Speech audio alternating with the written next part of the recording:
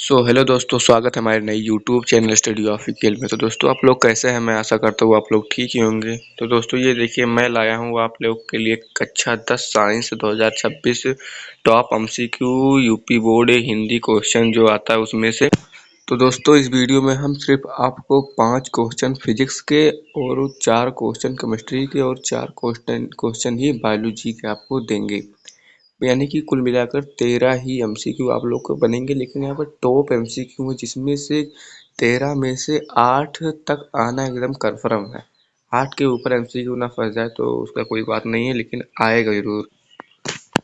तो यहाँ पर देखिए हमारा यहाँ पर लिखा हुआ एकदम साफ साफ कि जो यूपी बोर्ड क्वेश्चन है, यहाँ पर यूपी बोर्ड 10वीं 2026 के लिए महत्वपूर्ण बहुविकल्पीय प्रश्न एमसीक्यू एनसीईआरटी पाठ्यक्रम पर आधारित है।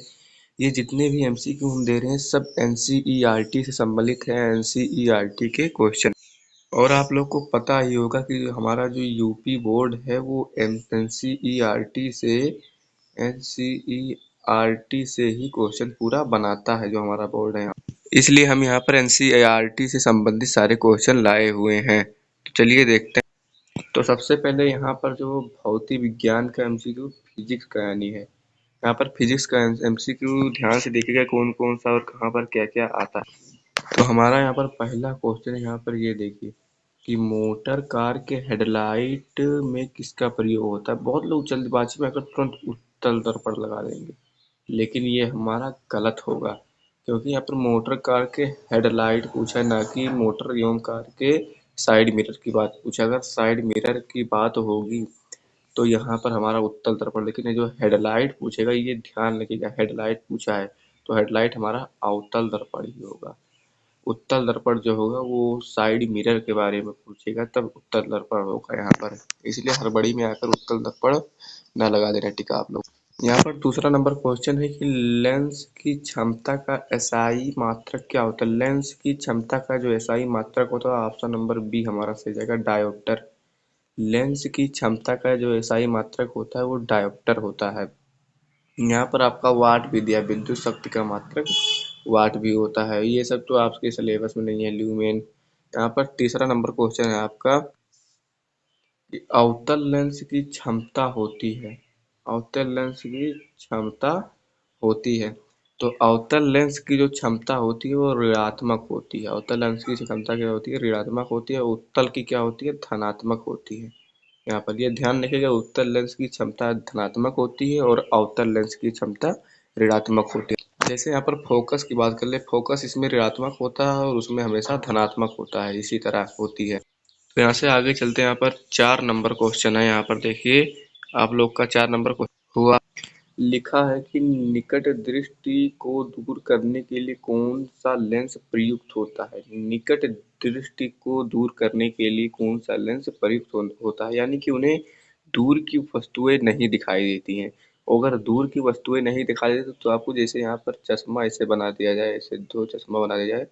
जो हमारा अवतल लेंस होता है वो ऊपर होता है, ऊपर होता है उत्तल लेंस, नीचे उत्तल लेंस नीचे होता है। यहाँ पर ये दोनों अवतल हो गए, ये दोनों उत्तल हो गए।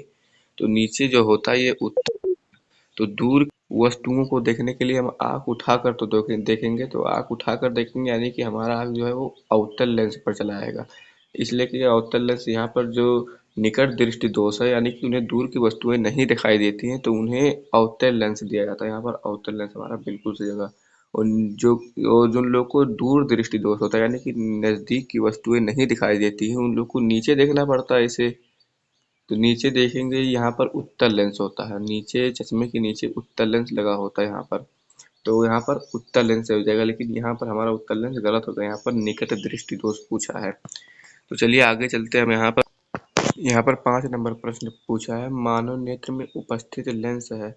तो मानव नेत्र में जो है वो उत्तल लेंस उपस्थित है, अवतल नहीं, उत्तल लेंस ही उपस्थित है। मानव नेत्र में उत्तल लेंस ही अब उपस्थित होता है।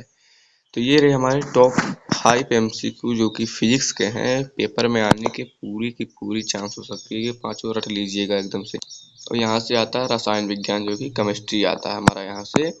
तो हम यहाँ पर 4 एमसीक्यू देखेंगे केमिस्ट्री के, सीधा सीधा। पहला क्वेश्चन है कि लोहे को जिंक से लेपित करने की क्रिया को क्या कहते हैं। मतलब कि लोहे को जिंक से, मतलब कि अगर यदि हम लोहे में जिंक लगाएं तो उस क्रिया को हम क्या कहते हैं? तो लोहे में जिंक लगाने की क्रिया जो होती है, यहाँ पर जो पानी पानी चढ़ाना ये गलत होगा, विद्युत अपघटन ये भी गलत होगा, संक्षारण ये भी गलत होगा, ये गैल्वेनीकरण कहलाती है। लोहे में जो जिंक लगाया जाता है वो लेपित करने की क्रिया जो होती है वो गैल्वेनीकरण कहलाती है हमारा यहाँ पर। इसका दूसरा क्वेश्चन है, अम्ल और क्षार की अपक्रिया के फलस्वरूप क्या बनता है? यदि हम अम्ल और क्षार की अपक्रिया कराएं तो क्या बनेगा? तो यहाँ पर यदि हम अम्ल और क्षार की अपक्रिया कराएं तो हमारा यहाँ पर लवण बनेगा, ऑप्शन नंबर सी लवण बनेगा। तो कैसे बनेगा उसका समीकरण भी आप लोग देख लीजिए यहाँ पर। जैसे हमने लिखा है H2SO4 प्लस 2NaCl। तो हमारा जो हो जाएगा यहाँ पर देखिए यहाँ पर जो है सोडियम जो है वो अधिक क्रियाशील है हाइड्रोजन के अपेक्षा, इसलिए ये इसका स्थान ग्रहण कर लेगा। तो इसे हो जाएगा Na2 हो जाएगा, यहाँ पर SO4 होगा, Na2SO4 और प्लस यहाँ पर H बचा है और Cl बचा है यहाँ पर ऊपर। तो दोस्तों वो गलती से वो समीकरण हट गया, हम फिर से बना देते हैं। यहाँ पर देखिए सबसे पहले हमारा होगा H2 होगा, यहाँ पर देखिए रुक जाए 2 मिनट, यहाँ पर होगा ये देखिए H2SO4 हम बना देंगे यहाँ पर और प्लस 2NaCl हम यहाँ पर रख देंगे, NaCl ही रखेंगे हम यहाँ पर, H2SO4 प्लस 2NaCl। तो यहाँ पर NaCl यहाँ पर देखो Na इधर आ जाएगा तो यहाँ पर हो जाएगा Na2SO4 बन जाएगा और प्लस यहाँ पर HCl। तो यहाँ पर यानी कि 2HCl। तो HCl हमारा जो है वो क्या होता है? लवण होता है।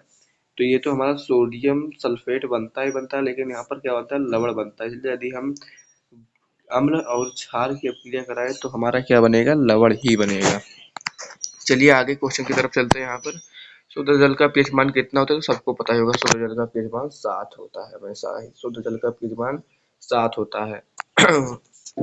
यहाँ पर ये अगला क्वेश्चन हमारा यहाँ पर, धातु जो कमरे के ताप पर द्रव होती है, अच्छा कौन सा धातु है जो कमरे के ताप पर द्रव होती है? तो वो है पारा। पारा जो है ये हमेशा यह एक प्रकार की धातु है, लेकिन ये कौन सी धातु है? लिक्विड में होती है, द्रव में होती है।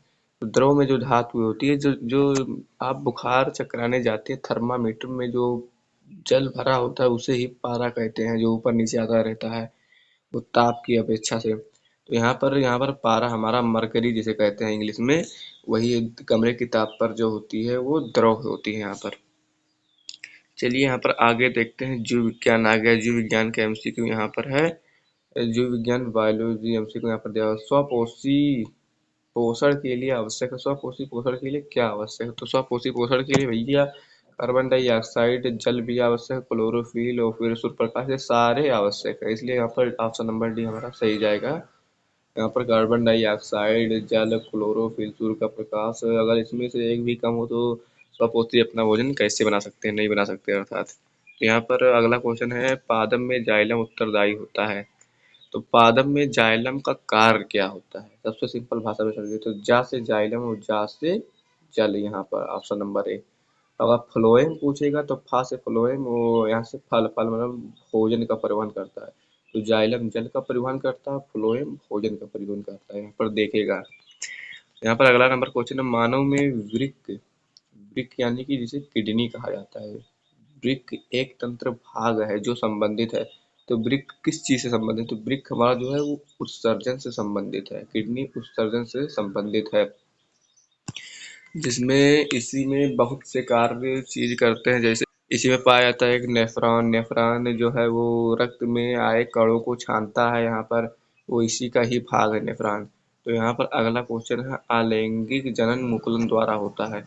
तो अलैंगिक जनन जो है ना वो मुकुलन, वो ईस्ट में मुकुलन द्वारा होता है। अलैंगिक जनन ईस्ट में, अलैंगिक जनन जो होता है।